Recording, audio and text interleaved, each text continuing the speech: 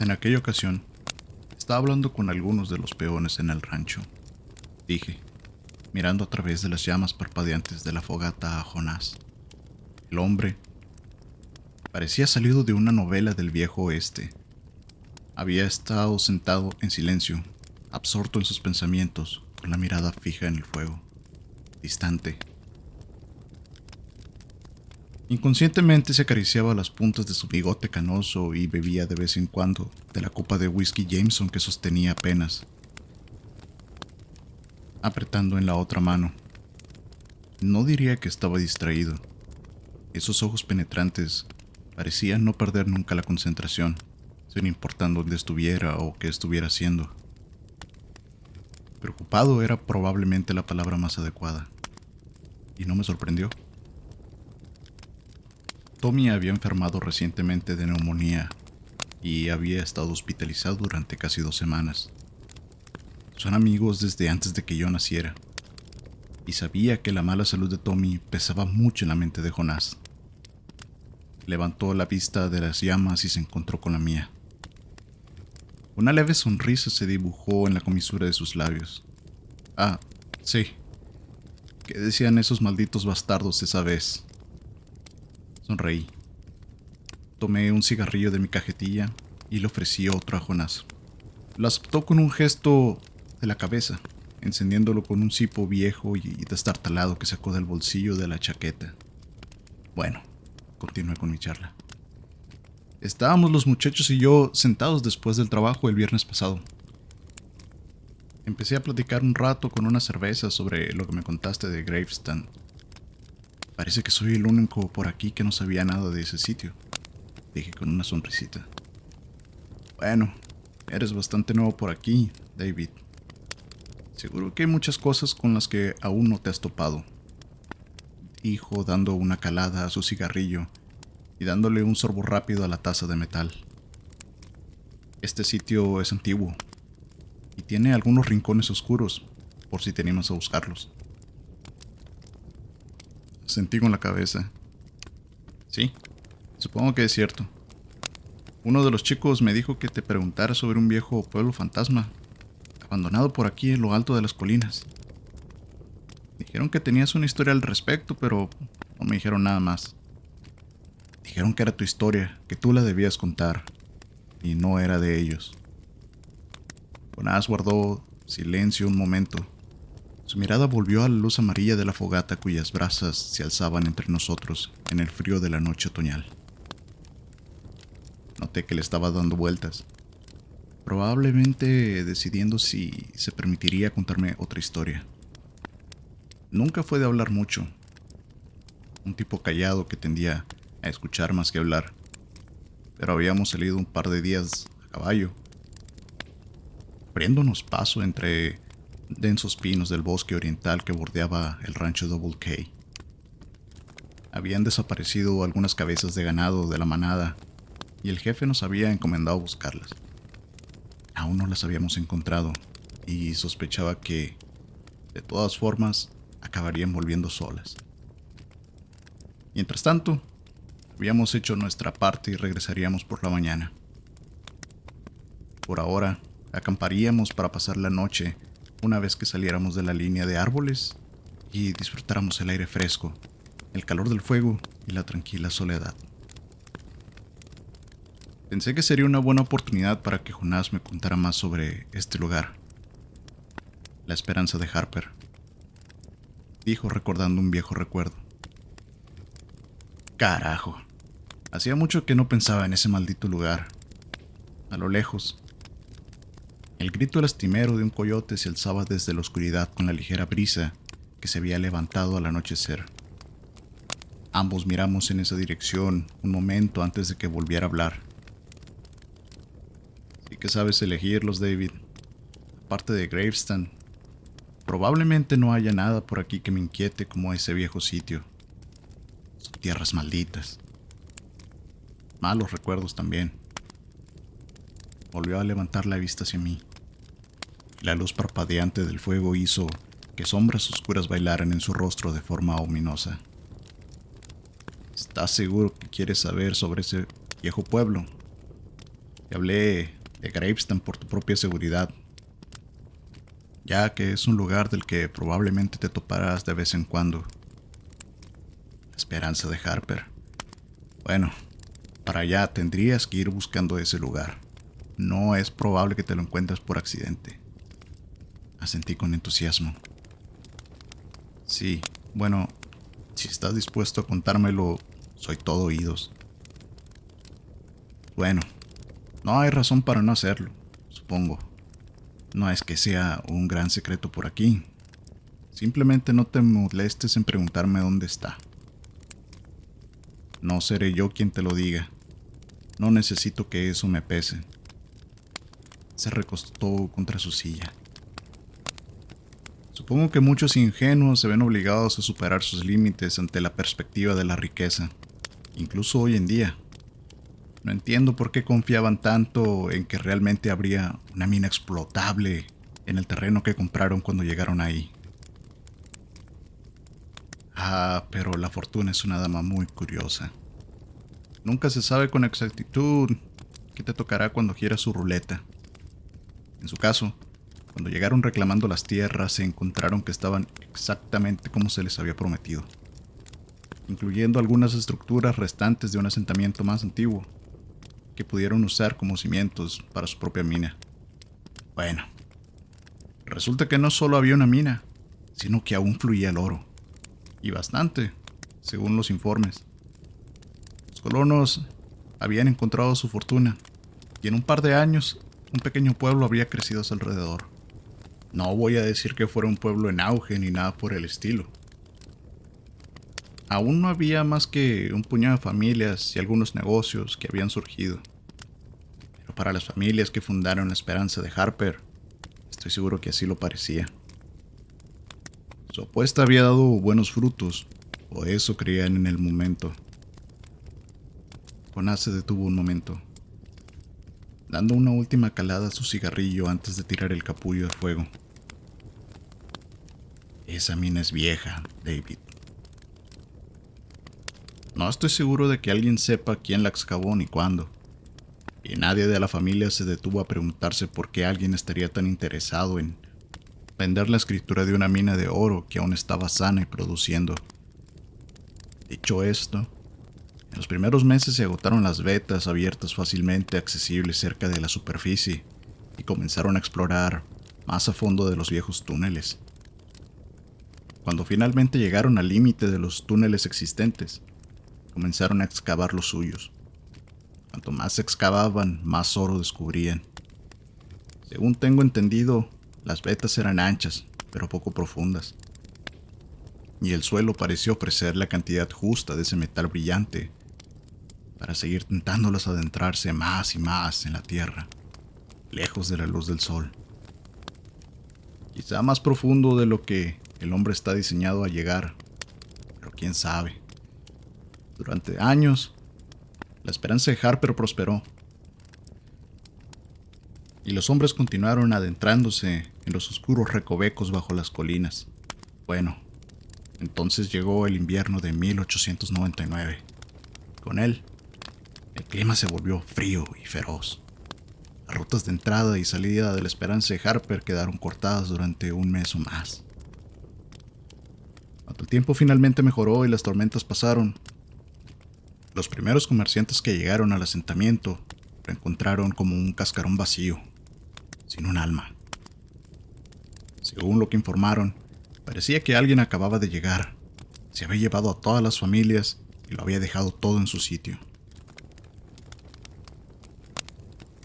Al menos 100 personas, todas desaparecidas, dijo Jonás, sacudiendo la cabeza con cierta incredulidad. ¿Puedes creer esa mierda? Bueno, al principio se sospechó de que quizá los comanches habían atacado, ya que eran conocidos por su hostilidad hacia los colonos y probablemente eran la tribu más temida de la zona en aquel entonces.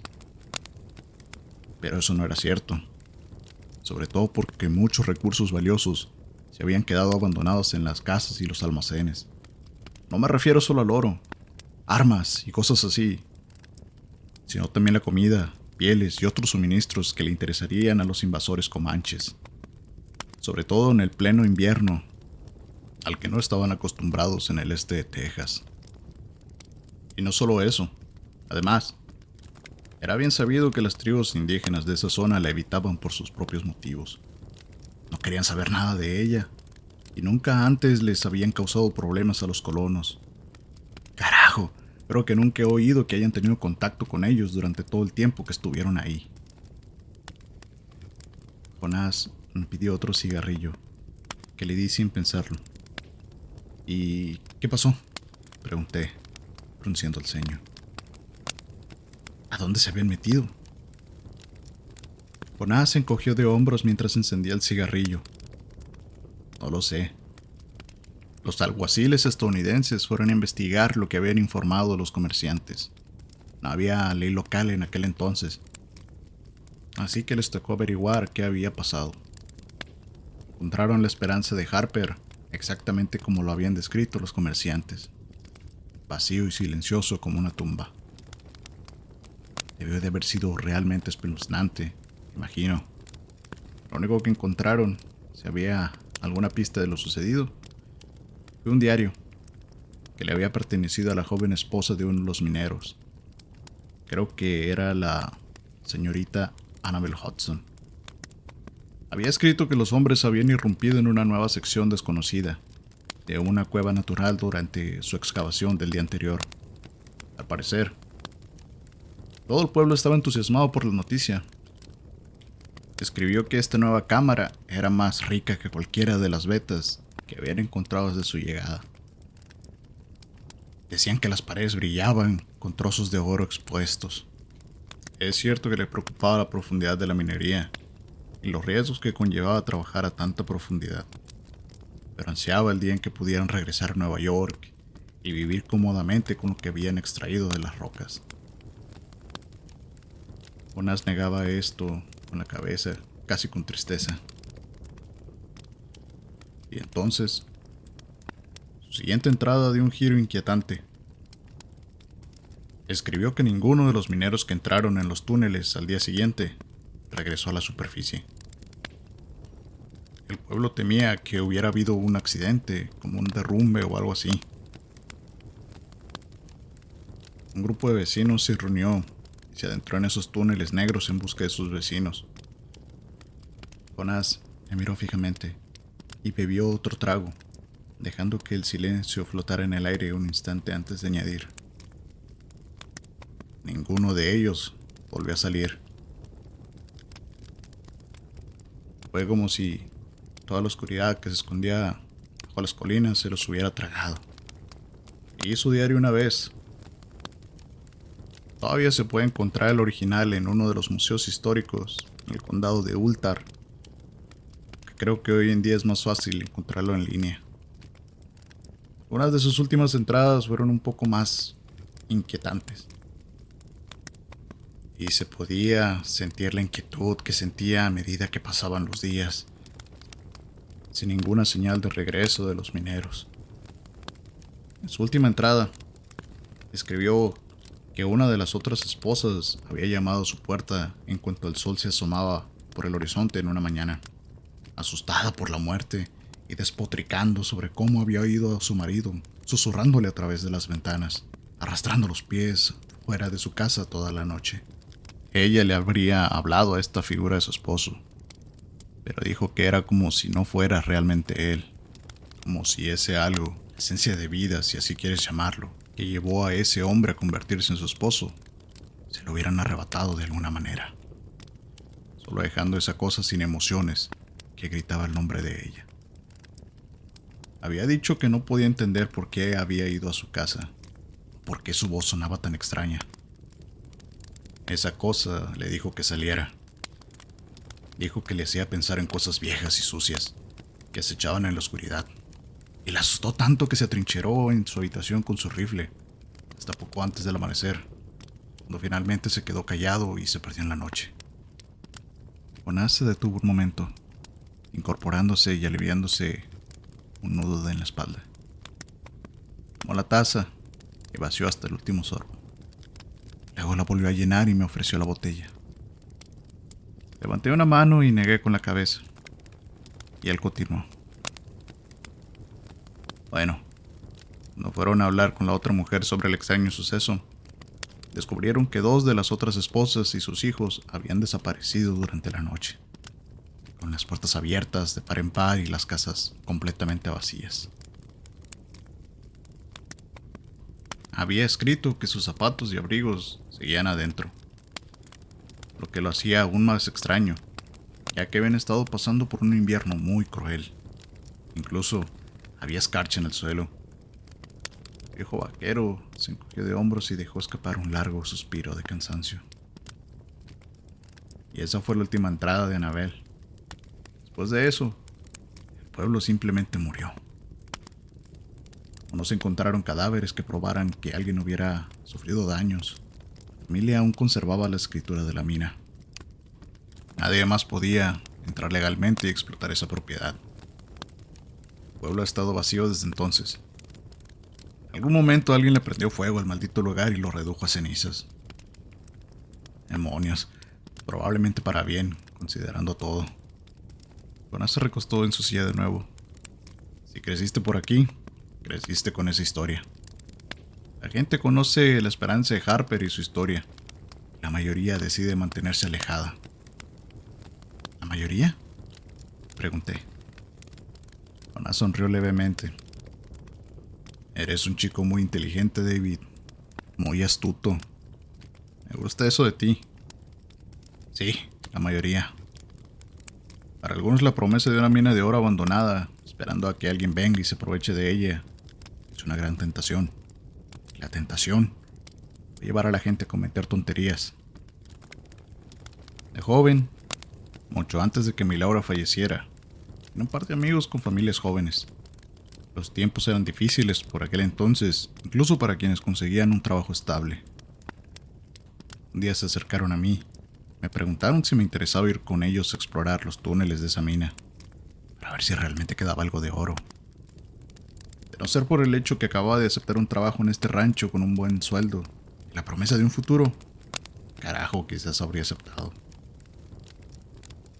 Así las cosas. Estaba demasiado ocupado intentando demostrarle mi valía al capataz. No tenía tiempo para una búsqueda mediocre del tesoro. Intenté disuadirlos. Les dije que no era una idea meterse con cosas que tenían una historia tan oscura. Pero sabía que no tenía ninguna posibilidad de hacerlo. Joe y Casey eran buenos hombres, muy trabajadores.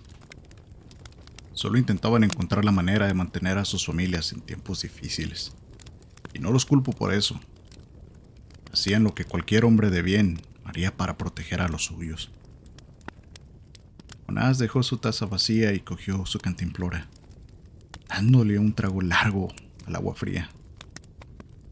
2 semanas después, Larry, la esposa de Casey, llamó a mi puerta una noche, preguntándome si había visto o tenido noticias de alguno de los 2 hombres. Dijo que habían recogido algunas herramientas y provisiones para pasar la noche y que habían salido una semana antes, pero aún no habían regresado. Había intentado contactar con la esposa de Joe, Paula, pero no había podido contactarla en un par de días. Él me miró, con sus ojos penetrantes a la luz del fuego. Claire nació y creció en esta zona, a menos de 8 kilómetros de aquí. ¡Mierda! Fui al colegio con su hermano y conozco a su familia, de casi toda la vida. Había oído las mismas historias que todos los demás sobre la esperanza de Harper, y pude ver algo parecido al miedo en sus ojos. Tenía 2 niños pequeños en casa. Creo que en ese momento ya estaba tratando de asimilar la posibilidad de ser una viuda de 23 años. Jonás se detuvo un momento y pude ver algo parecido a la tristeza, tal vez arrepentimiento en sus ojos. Noté que quería pedirme que fuera a buscarlo, pero creo que sabía que era improbable que alguien de por aquí se arriesgara a entrar en esas minas, especialmente si tienen familia propia de la cual preocuparse. Así que ni ella preguntó, ni yo me ofrecí. Nunca volvimos a ver a Paula ni a los niños. Nunca supimos qué les había pasado. Simplemente desaparecieron una noche sin dejar rastro. La puerta principal quedó abierta de par en par. Sheriff hizo una investigación superficial, pero creo que sabía que la batalla estaba perdida. Nadie creía realmente que los encontrarían. Creo que Claire empacó junto con sus hijos y se fue a la mañana siguiente, después de que hablé con ella. Dejó todo lo que no pudo subir a la camioneta de Joe y simplemente salió corriendo. Todavía puedo ver esa mirada en sus ojos. Aún después de tantos años, ella no temía no volver a ver a Joe. Creo que tenía miedo. Miedo de que sí lo volvería a ver.